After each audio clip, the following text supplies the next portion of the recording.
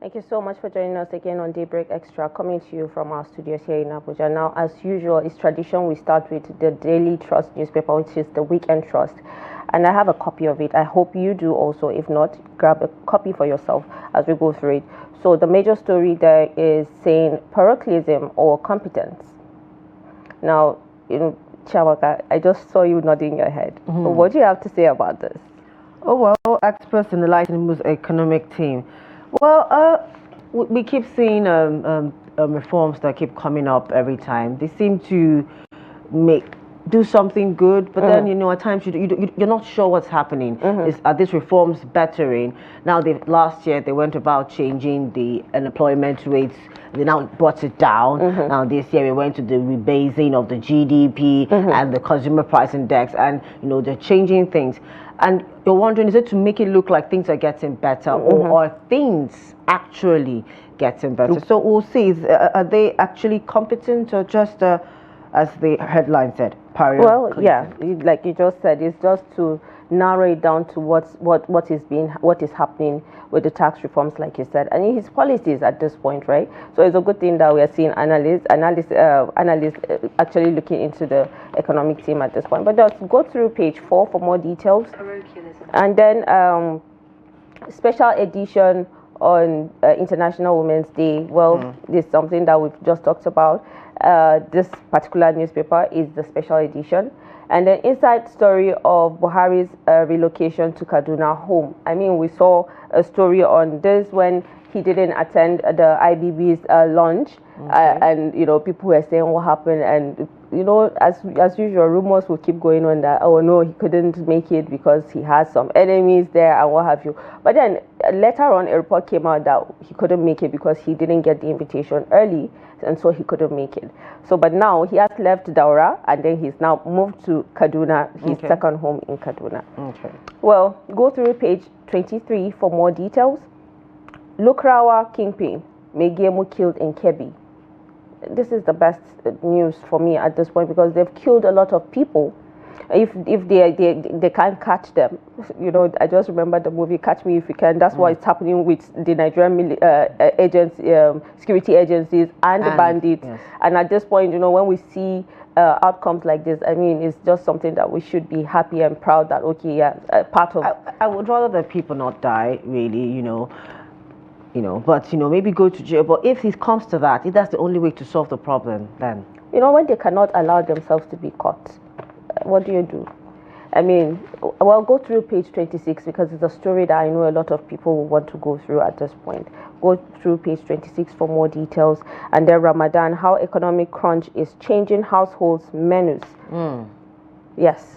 Yes, right? So for our Muslim brothers and sisters, Ramadan Kareem. Unless you said grab your cup of coffee, I know that won't be possible. So yeah, definitely.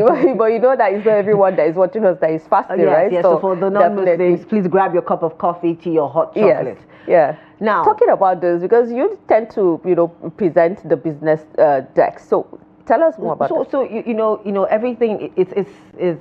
Maybe last year, someone could have decided to have a bigger iftar, because I know that the iftar is a big thing, really. It's like, we're going all out. Yeah. So people host people.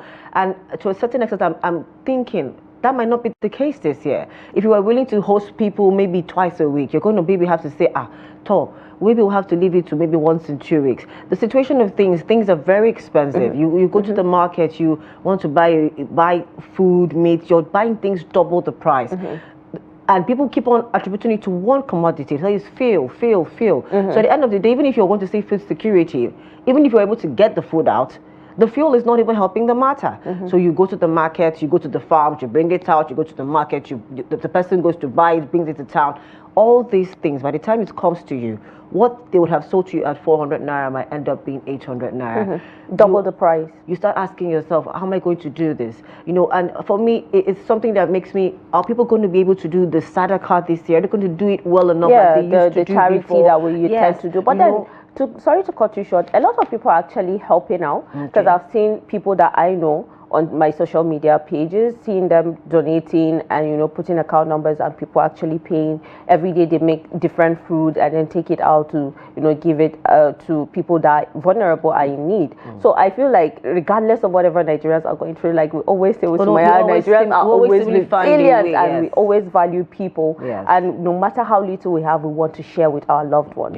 And this can only happen with those that, you know, have humanity and have the fear of what if it happens to me? What will I do? Would this person help or what? Well, go to page 12 for more details on that. A drug kingpin jailed for 95 years, forfeits jeeps, other assets. Now, I saw a picture of this person that they've been trying to get arrested for a very long time, and then luckily they were able to do that. And he's not even remorseful. You know, with the kind of huge amount of drugs that they keep importing. I read that story yesterday on the news, and when I was reading it, I was like, I don't understand. I was 3,000 kilos of this, 2,000 pieces of this. And funny enough, he was arrested 18 months prior for having 97 pellets of cocaine. He ingested it. So I'm like, you're not learning. So how did he even come out? I have many questions, you know. How was he able to, for that amount of cocaine, he should have been maybe locked up, jailed for life or something. We don't know what happened behind the scene, but somehow he was out and had to go and perpetrate the crime again. Obviously, he didn't learn his lesson the first time, and here we are again. But it's what has happened. 95 years. I mean, if you look at him, you know that definitely he may not finish that 95. I'm just saying he's going to be there locked up, which is the best thing that should ever happen to anybody that is being caught with drugs or ammunition or whatever it is. I really think that maybe we should go the Asian way because the Asian way is very. But that's just me. Do you think it's something that can happen in Nigeria? The Asian way is usually the harsh, intense the Asian way of is whatever they find on you, they inject it into you. It's not. That's the tough one. Well, go through page 25 for more details on that. And then this is the much that, you know, Weekend Trust has for you. Now let's go to another story. All right, so we're going to the Guardian Weekend, and the first story there, right there in your face, is why protection laws can't tame common abuse of children. Why protection laws can't tame common abuse of children. If you want to see that story, you're going to have to go to pages 8 to 9 to see more of that story. But you know, Fatih, it's very important when we look at it. The abuse of children, it keeps coming up. It keeps coming up, and it's not just, you know, maybe an auntie to a niece or nephew or to a healthy being. Even parents themselves are abusing their children in one way or another. I know there's something called discipline, and I know, believe me, I'm going to discipline my children. Ahead of time, children, if you can hear me, get ready. Mama is going to discipline you. However, you have to do it in a way where they know that they're loved. I had a conversation with someone earlier back. I'm like, you can't say this. You can't check on your child. Yes, you have a problem, but you owe them to check on them. You're her father. Regardless whether she's married or not, you're the first man in her life. Your job is to still look out for her until you leave this earth. So check in, you know, make your people, your children feel safe enough to come and say, oh, daddy, mommy. I've always said, if and when, not if or when, I do have a family of my own, that whole daddy's coming, everybody's running away, we don't want that. I want daddy's coming, everybody's, oh, daddy's back, we're and going then they'll just run to him, you know, give him a hug and trying to hide what they're doing.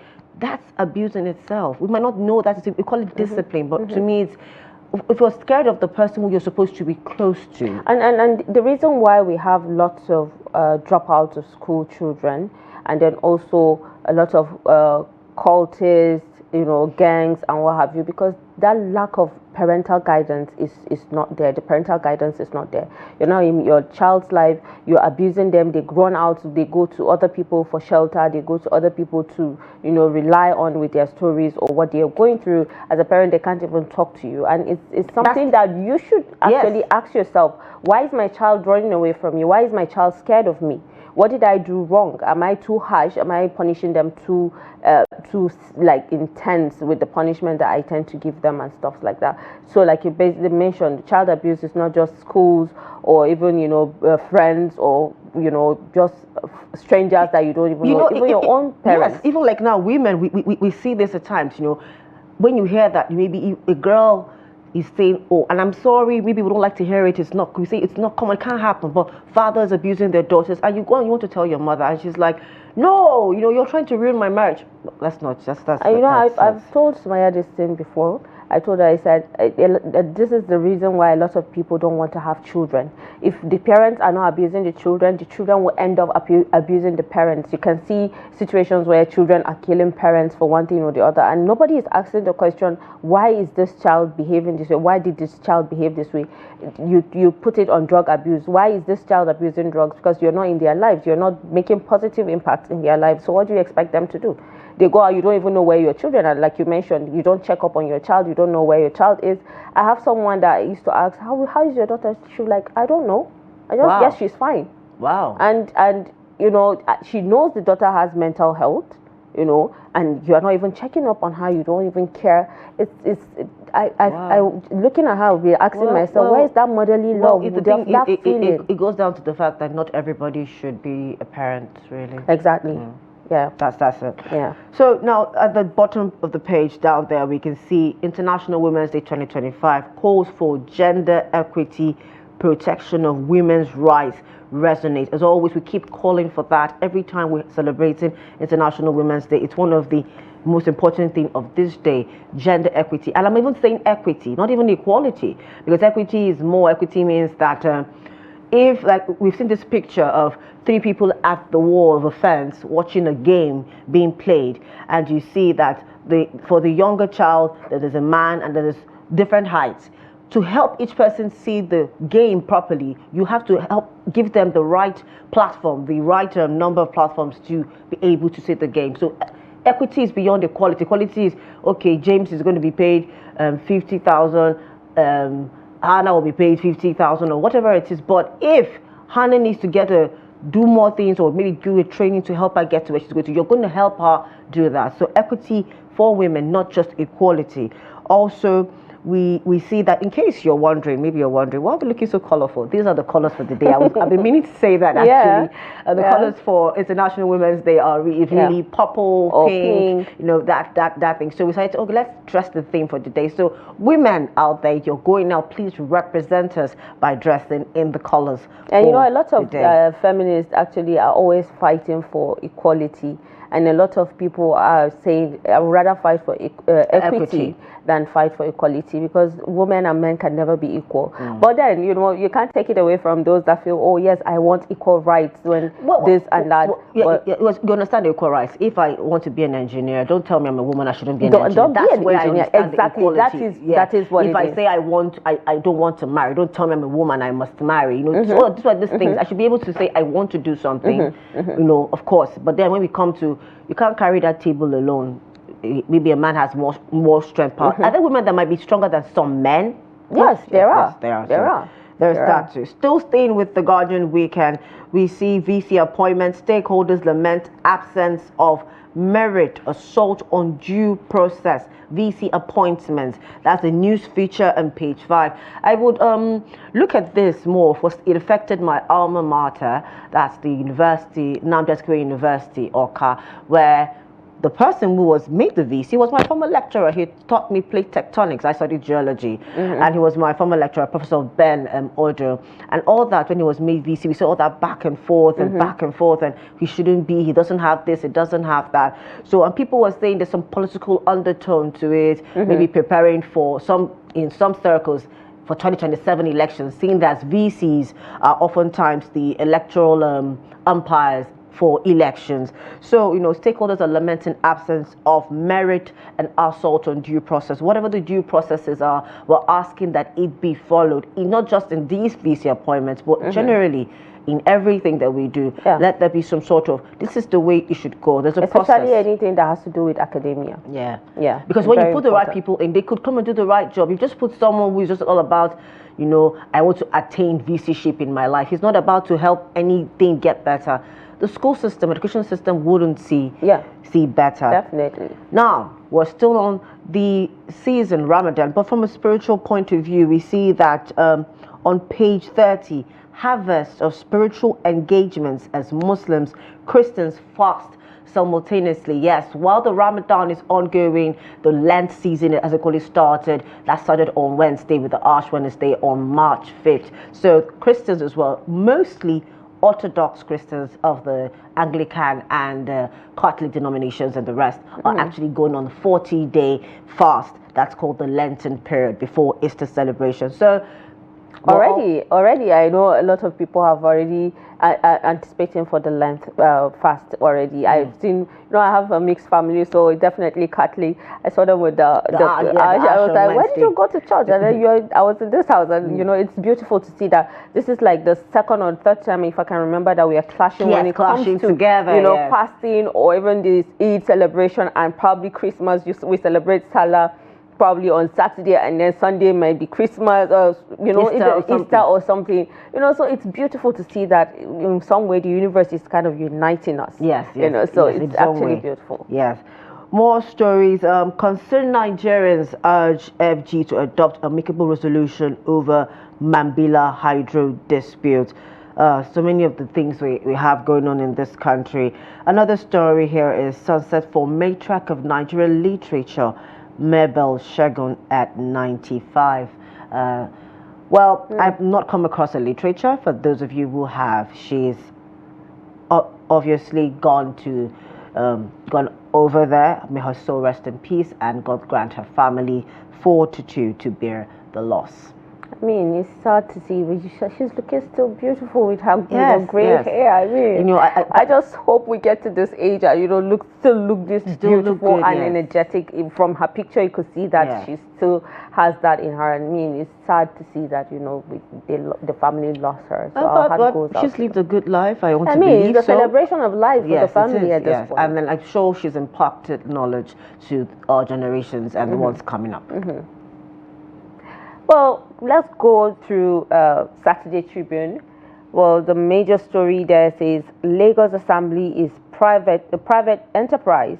The owners fires at will. This is coming from Bode George. I mean, when you see Bode George talking, you know that definitely some missiles are about to be thrown at the people that deserve them at this point, not us. So I don't know why this is happening though, because maybe because it's private. So you feel you have the right to just hire anyone at your will, cross your leg and just say, oh, you're hired, then next week you're fired. But that's not it. Lagos House of Assembly. Lagos House of Assembly is a place that people voted people into. It's not a private enterprise. It's not. We say democracy. But that's what it looks like. It's for the people, by the people, with the people, all the people inside that whole. Yes, democracy actually binds us at this point. So why? I don't know why he would say this. But my question mostly is, who is he calling the owner? I would like to know who the owner is. Yeah, so you have to go through his story. So go through page 16 and 17 for more details. Well, let's move on. Now, the new Alafin begins 21-day installation rights. Curfew imposed in Oyo. Well, when celebrations or, they're taking mantles like being the Alafin and stuff, there are certain rituals or something that is being done. So it's the reason for the curfew? I believe so. This must be very, very serious for curfew to be imposed. Only God knows for how many hours. But then go through Tribune for more details on that. 4 drug lords bag, 95 years jail term for fleet SUVs. Now we've read that story already. Then find details on page 6. 30 million Nigerians face food crisis in June. Definitely. What do you expect? We were not expecting less. In fact, it should have been more than this. Oh no! We hopefully. With the situation, I'm just saying, like, I feel like the figure is not even accurate because a lot of people have died. Yes. Sometimes we just don't want to put the figures out there so people don't get agitated. But then, well, we can't do anything about that. We'll go through page 3 for more details. Kebbi holds mass wedding for 300 couples. Yes, I mean. One thing I know the North for, I don't know if this happens in the South, but we've seen this happen in Kano, we've seen this happen in Sokoto, and now it's happening in Kebbi, where they do the mass wedding, especially for divorcees and probably widows and what have you. So they merge them and just get them married, and then the government pays for it. Okay, but does the government pay for their leaving going forward? Because that's where they... Okay. Chiamaka was to hit the nail on someone's head at this point. It's certainly not me. Okay. We'll go through page 13 for more details on that. PDP condemns Natasha's suspension. Definitely. I mean, today we are talking about International Women's Day, and we expect that, you know, we want to see people that will come out and speak for Natasha, even though we've seen a lot of people condemning her actions, and then a lot of people also condemning the Akpabio's actions for even presiding over the case and suspending her, even though it was said that he's just reading what the committee has sent out for him to read. But, you know, if we're talking about empowering women, like we rightly said, and we always advocate for women in politics, we want to see more women in politics, and then women are facing this kind of abuse or, you know, harassment. It doesn't really have to be sexual harassment. Harassment is harassment, whether you're, like she said, someone was, you know, looking at her dressing and saying she was virtually kind of naked and sexualizing her and stuff like that. Abuse is abuse at the end. There's different forms of abuse: mental, financial, emotional, physical. Most times, you know, sexual. At times we just hop on the just ones that you think you can see. I had someone telling me something one time about the fact that she's married, but somehow her husband told her that if she was working, she would not be submissive anymore. So he didn't want her working, and then if you send her money and he finds out, he would just tell her to do something, just somehow. That's financial abuse. You know, it happens. Now, for the Natasha and Akpabio situation, I would really like to understand the house rules. Yeah. To now know where she faulted and where he faulted. Well, we'll dive into this much later, and then talk about it. Even though we've seen some senators go on Arise TV, it's like Arise is where they go to, you know, talk about what the Senate. I mean, I've seen tons of senators going there to air their own views and points on that, and they've gone with the rule book to the programs and all. Probably we'll just check through to see which of the clauses she might have violated or what have you. And I'm sure that Daily Politics must have discussed it deeper, you know, conversation. We had it yesterday. We had a lady actually she joined yesterday on the Daily Politics, and she spoke, and she's I heard she's going to protest. Yes, she's pro Natasha. She said the issue is not over yet. So let's see what unfolds. Well, let's wait and see. Go through page 3 for more details on that. And then Tinubu governors mourn as Okupe dies at 72, which we've already mentioned earlier also. Well, this is the much that we have for you. Go through page 4 for more details in case you want to go through the story. Now, that's the much that we have. All right, so we're going to be going to the Vanguard, the Saturday Vanguard, and the headline there, the major headline is Rivers Crisis, why Fubara may survive impeachment, reasons behind escalation of crisis revealed. This whole situation in Rivers, at times I wonder what. You know, I saw a video of Wike and his predecessors dancing and singing praises. Even when after the court has given the orders, and you know they've asked him to submit the 2025 budget. So if they are still trying to talk about impeachment, is what I don't understand, because he's still going to finish his tenure. I mean, the people of Rivers are not complaining. Yeah, well, I think so. I think that's the thing. Oftentimes when we come to these decisions and come to these conversations, I don't know if the House of Assembly members, if the people in politics realize that they, and I hate to say it, maybe they don't like to hear it, but they are servants. You're there to serve the people. You're not there, yes, you're servant leaders. Let's put it so you feel better about yourself. Okay, you're a leader, but you're a servant leader. The point is you're there to serve the people. And if the people who have put you there, who are paying taxes, who their tax monies, what is paying your salary, are not having a problem with certain things, I think maybe they should do a survey, go to the streets and ask people, what do you think we need to do? Because I don't feel like these things or these decisions at times just, are the rivalry showed for the people's wants. Let their rivalry not affect the citizens, Let Fubara do his job. Keep the godfatherism behavior aside. Let it not be the reason for all this back and forth that you're having. And the funny thing is you're delaying things being done, because when you have to go to court, things are not thinking about done the court case you need to go to. You're not doing the roads, you're not doing the school, you're not fixing the lights and all that. But that's the Rivers. You're now the minister of FCT, right? You have, I feel your issue, your mandate now is with the FCT, not Rivers. Rivers have their own governor to take care of the issues there. It doesn't have to go his own way. Even though I like Wike because he's doing his job, he knows what he's doing. He sets his goals and goes for it. But then I just want him to just understand that he's older, kind of, at this point, because I can't say, but let him just, take it easy at this point. I'm tired of seeing this back and forth between him and Fubara. It's been almost a year now this is going on. I mean, it's too much, right? All right, so let's just take two more headlines on Vanguard, and we look at the North divided.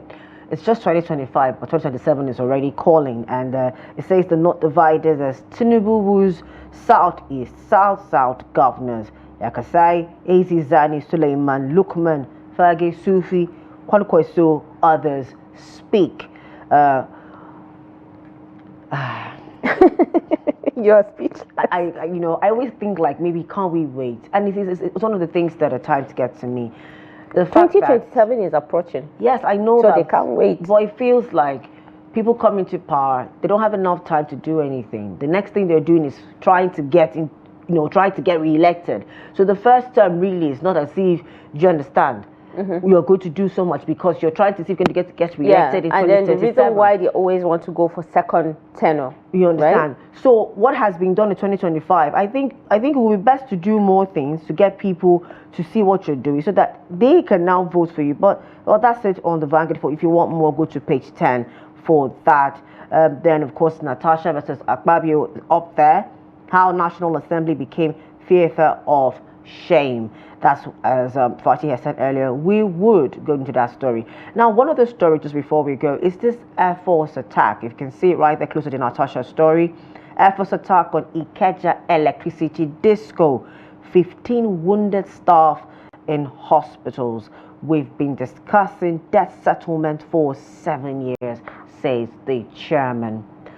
Well, Fatih, what do you have to say about the fact that some Air Force Base, some personnel of the military personnel went over to IKEDC just to go and beat, or rather, I don't know what it is they did. Is it discipline? I don't know the word to use right now. Staff of the IKEDC because they turned off their lives due to a debt that was owed of 4.3 billion naira. Well, is that a reason for any beating? I understand that light is important, especially in hospitals. I mean, last week I talked about this. Like, a lot of people have inverters, solars in their houses. They can't even remember when last they had lights. And then talk about hospitals where lots of lives are there to to seek and just trying to see how they can survive. They need equipment to probably give them oxygens and the rest, or operate on them. Imagine having a torchlight and you're in the operating room, no light and what have you, and then this is happening.